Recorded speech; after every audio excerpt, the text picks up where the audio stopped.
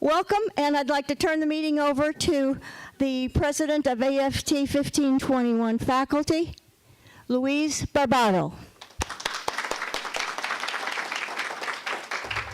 Okay, thank you, Margie. Thank you, all of you. And I'd like to extend a warm welcome to all of you here today. Just last week, we were here in a very jammed room, and here we are again. So this is going very well. I'd like to welcome Chancellor LaVista for coming out to the campus today, President Perez for supporting us and being here, VP Villanueva, thank you for being here. And I'd like to give a warm welcome to all of our unions that are here today. So AFT 1521, where are you? Good, all our faculty. Daryl Eckersley is here as well, and I understand Joanne Waddell is on her way. AFT 1521A classified, yay! Okay, and particularly, I think Vilma Butler might be on her way, where she might be in traffic. 721 classified supervisors, where are you? Yay! Building and Construction Trades Council, where are you? A few people here, good. 9/11 Teamsters with Irma Lopez. Yeah, I'm sorry. Local 99, right, with Irma Lopez, and she's in the back somewhere. I got a little confused there. And I'd like to welcome you all of you who have come today, because this is a very special event. Last summer, and I've told this story a few times already, so here we go again. We had a leadership workshop, a week-long leadership workshop at UCLA, and Susan Mignosi, the president of LAMC 1521A, Monica Moreno, our grievance rep, and myself, attended that week-long workshop at UCLA, and we had plenty of opportunity to talk. And we spoke about how the climate at Mission College seemed to be declining, and how nothing positive seemed to be happening to try to change things on our campus. And we kind of came to the conclusion, I'm going to borrow a phrase, even if it's a little paraphrased, from Lincoln's Lyceum address in, 1838, that he gave in Springfield, Illinois. And that is, we could either live forever or die through suicide. I know that sounds a little bit much, but it kind of, here's for dying through suicide, right? But it does symbolize to some degree, the point we were at here at Mission College, because things just seem to get worse and worse, and much to the detriment of all of us. It wasn't helpful for anybody that we would continue in that mode of being. So coming to that realization, the three of us, and also, again, we had the propositions on our plate. We had to mobilize for our political campaign. And last of all, we've heard so many times from faculty and staff that they were unhappy at Mission, really, truly unhappy, that their stomachs turned as they got to the parking lot, which is not a happy thing, that we thought we needed to do something, at least to make an attempt. And what we thought we would do would be to try to create a tipping point, a little like Malcolm Gladwell. I'm sure many of you have read that book, where we're at that point where a little bit of momentum could make us go in the right direction.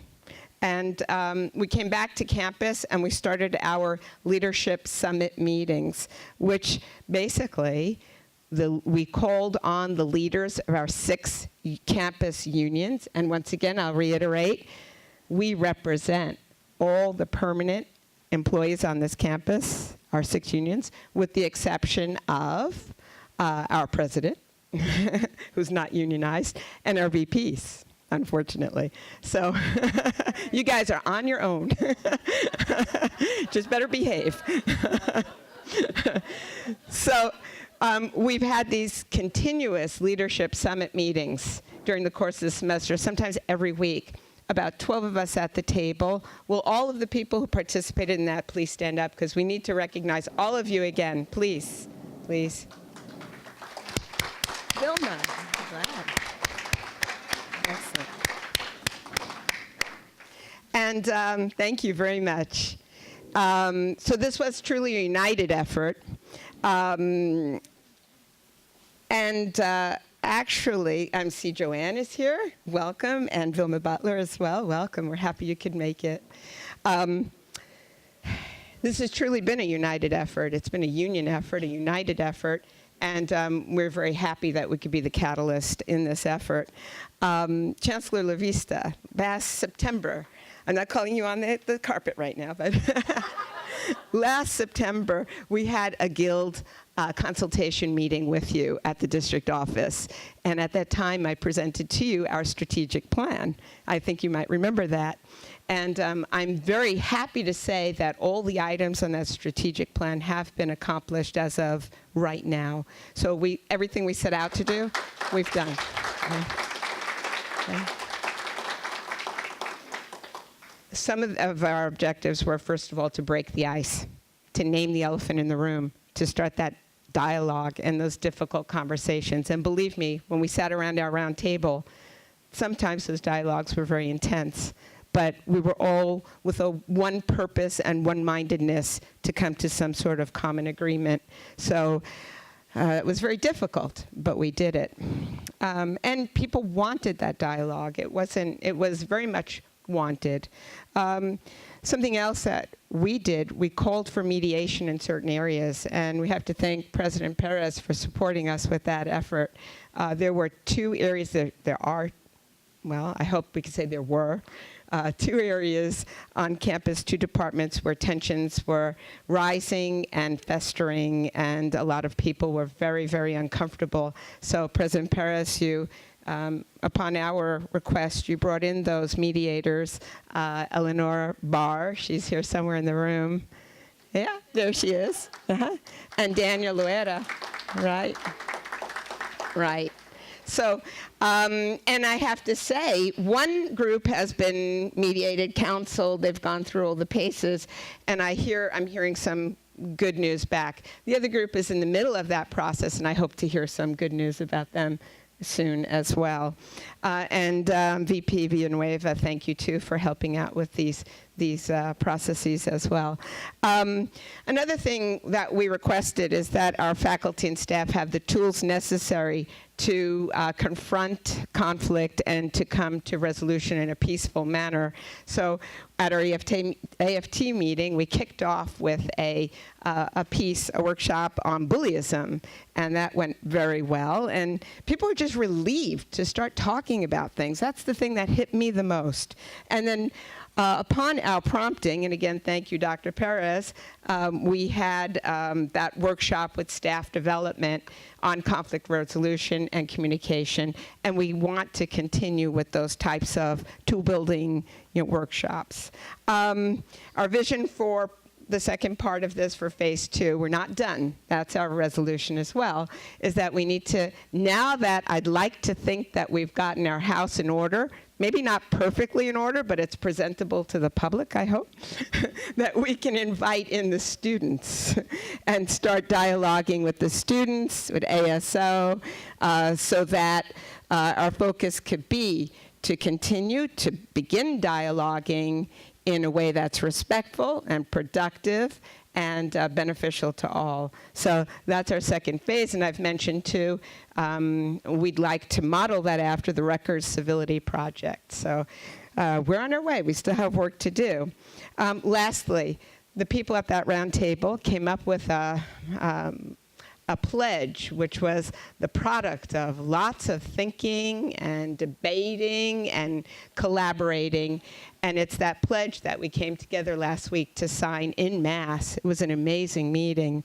And today, it's that pledge that we're going to ask Chancellor LaVista to endorse, Dr. Perez, our Guild union leadership, Joanne, Daryl, Vilma, our summit members to endorse as well. But before we do that, we'd like to present to Chancellor LaVista and Dr. Perez the signatures of all the people who signed that pledge.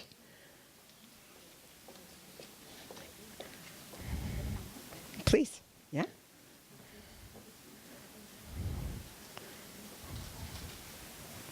Good. Okay, so, and this is symbolic. It's just the beginning, right? That's our union. Good.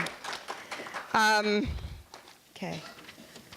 Last weekend in Meet the Press, there was a segment on what we can learn from history, and it was a discussion on the Lincoln film that just came out. And there were some interesting thoughts that were tossed around, and I thought, wow, that really applies to us at Mission. One of them was the idea of advocacy. And it was Reverend Al Sharpton who said that advocates do not govern, but they push as hard as they can to accomplish their goals. And I'd like to think of our union leaders as advocates, and the goal that we're pushing is for a more collegial atmosphere. But ultimately, he continues, it's the leaders who must take the action to get things done. So we have to thank again our leadership, our local leadership, for taking action when we've asked to have action taken. And we request respectfully that we continue with this working relationship and those actions are taken so that our advocacy is not for naught. So also, Ken Burns, he said a couple of things that were interesting. He spoke about compromise, and he said, when compromise fails, you have a civil war. That's kind of scary, huh? And if we apply that to Mission College, I think it's very relevant. We need to continue those dialogues. We need to continue to compromise. We need to continue to find a common ground. We cannot afford to be pointing fingers at one another. We need to actually always conduct our dialogues in a respectful manner and to respect processes, because it's through those processes that we can evoke change. And then Ken Burns also said on process, shrewd use of process is government working at its best. So we want to use the processes we have, and in our pledge we're also requesting that we establish some other processes, such as the training of people in conflict resolution on our campus, so that we can locally deal with problems in a cordial manner. Last of all, there's the issue of accountability. Again, we hope to establish a culture which is no longer one of finger pointing, I said that before, and finding fault in others, but is one of dialogue, mutual respect, and where there's the realization that each one of us is accountable first and foremost for our own behavior. There will always be naysayers. That's good. That's healthy, as long as we can take the naysayers to the table and use that as stimulation for a very good, open, reflective dialogue. That's a positive thing. But one thing I can assure you, we will not allow naysayers to hinder us in any way on our resolve in achieving our goals, and that is to have a collegial, productive campus where we can all work professionally in service of our students. So.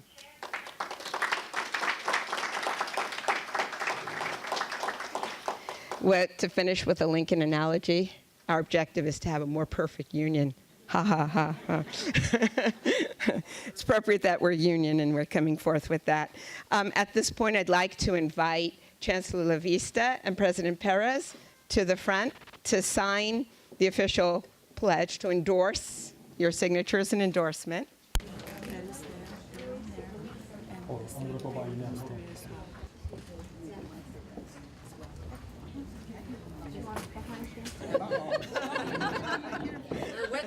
Got lots of witnesses. Sure.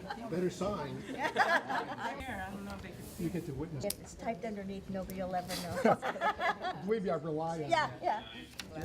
Very good. Good, good. Congratulations. Thank you.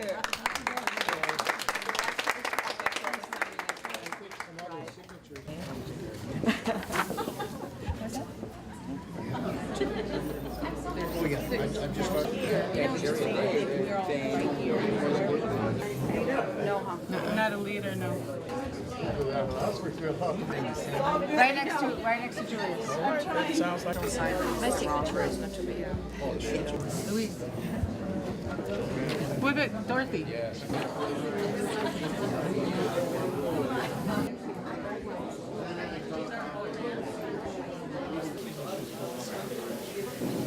At this point, I'd like to invite Chancellor LaVista to address the LAMC family. Thank you. Well, it's really great to be here today. and to play, as you'll see, a very small role in this celebration. It's really important, I think, to take advantage of opportunities to celebrate. And you sure are doing that today.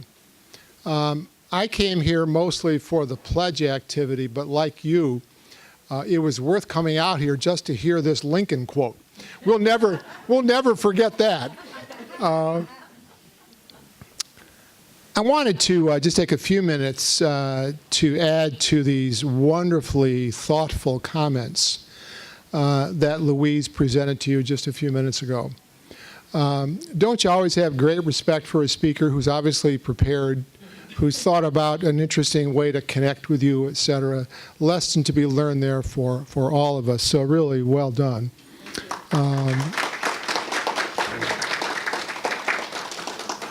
I'm going to try to build on some of Louise's comments, actually with a bit of a reverie, and that is that I'm a big fan of 60 Minutes, the news show. Maybe some of you watch that show as well. And periodically, there will be sort of the best of 60 Minutes. They do it every couple of years. If you've seen one of those best ofs programs, you know that one that's always in it, always, without fail, is a story that Morley Safer, the reporter, did in 1995. And it was an interesting story because it showed how a special interest can sweep a nation. This story that Safer talked about and did a story on with his producers was a story about the people of Finland. You're probably thinking, where is he going with that? What does that have to do with us? It has a lot to do with you. As Safer described the Finns in this news episode, here's what he learned about them with the research he did. They were very private. They avoid eye contact.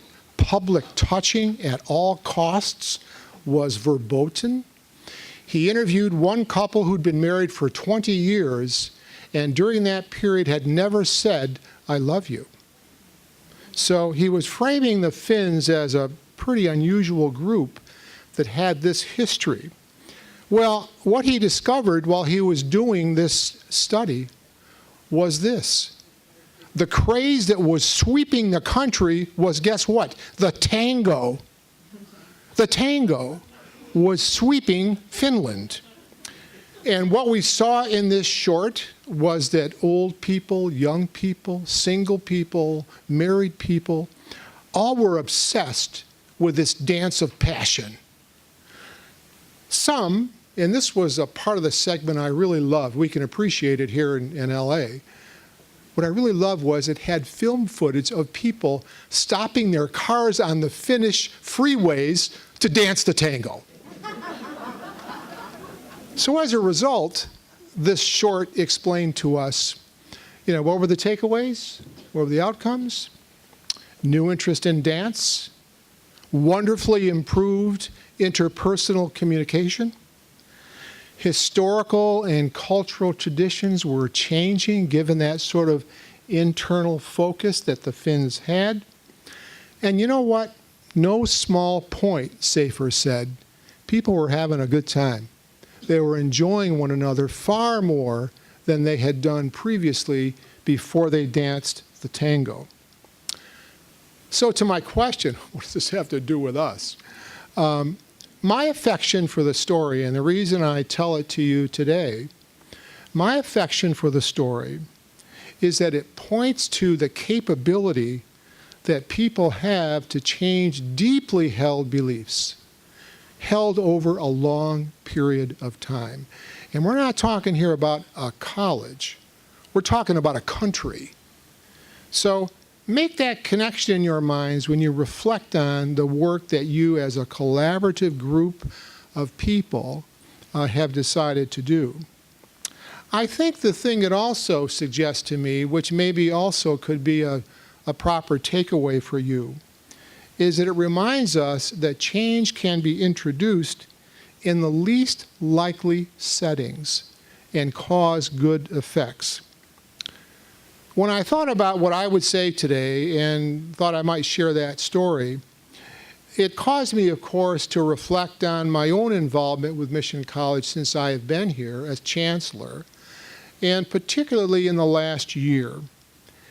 And what I've seen in that last year especially is what I came around to this expression. What I've seen is a kind of a push and a pull, a kind of mix of chaos and order.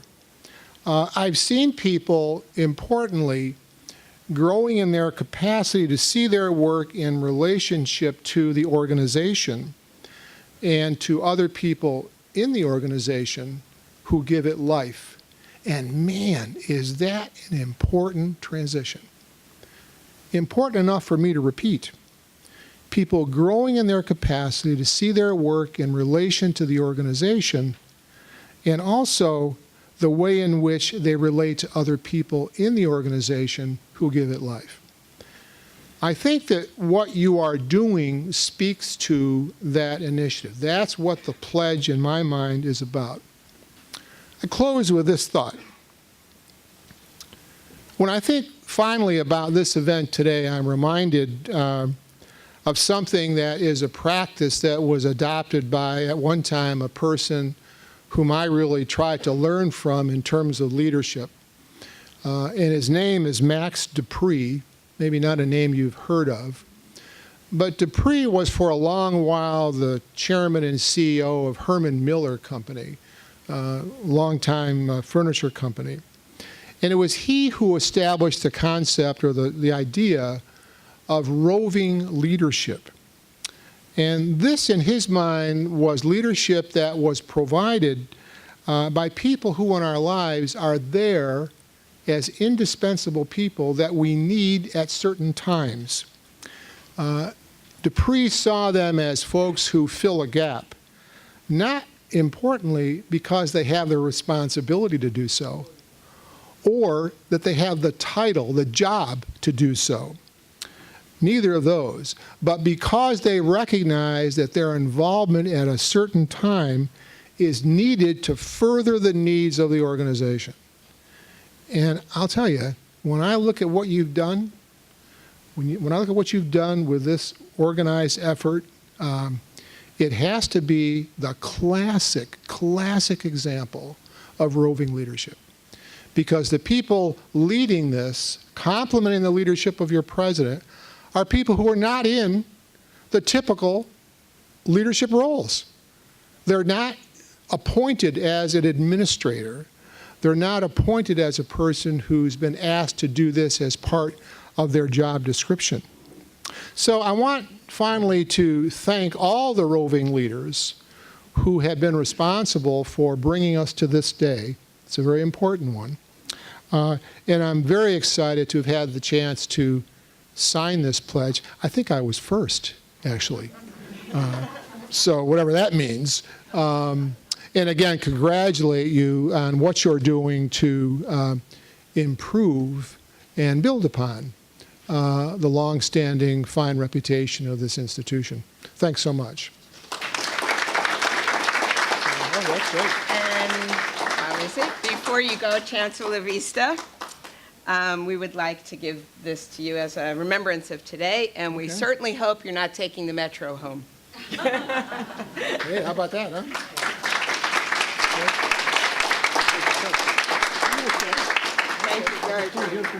Thank you very, very much. President Perez, would you like to address the crowd?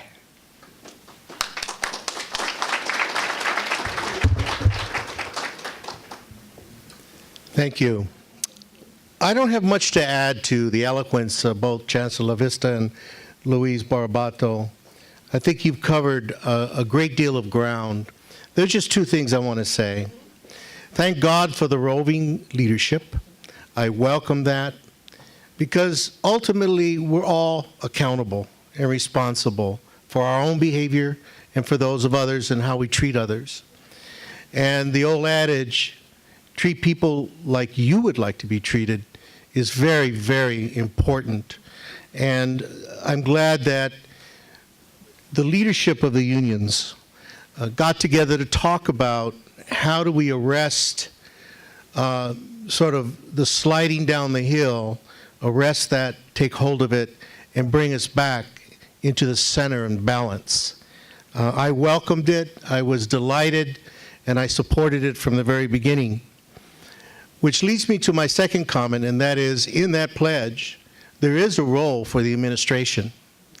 And the role of the administration is to keep this pledge alive and to make sure that all of us, whether you're faculty, staff, student, administrator, or a visitor, adhere to the standards of collegiality, civility, and showing respect for other people. And this is ultimately, or rather, this is really what we try to do when we're in the classroom with our students. We are the role models. We are the ones they look to in terms of conflict and how to resolve conflict or disagreement. Not all of us will agree, but we can disagree in a way that can further the dialogue. And so I really welcome that. I applaud the leadership and all the individuals last week who signed that pledge. I have the notebook in my office. It is open to all the individuals who haven't signed yet to come in and sign, and you will get your wristband of collegiality as a token of our appreciation. And then finally, this beautiful plaque with all our signatures will be prominently displayed in the President's office so that when people come in, they'll know that we've made this commitment and we're willing to further the vision for the future of Los Angeles Mission College. Thank you so much.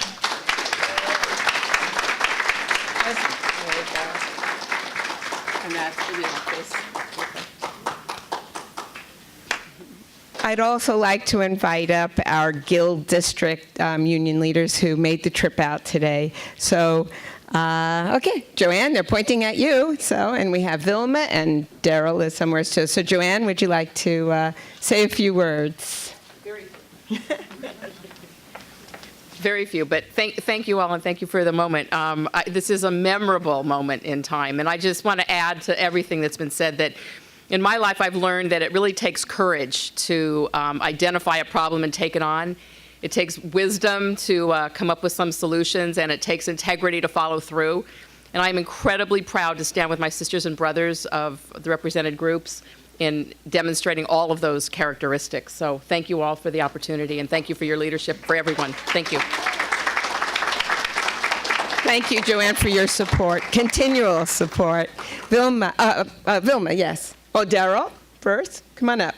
Our chief grievance rep for AFT 1521. So. I'm not doing any grievances today. We're putting you out of business. You know, it just shows that the unions can do it, and you did it.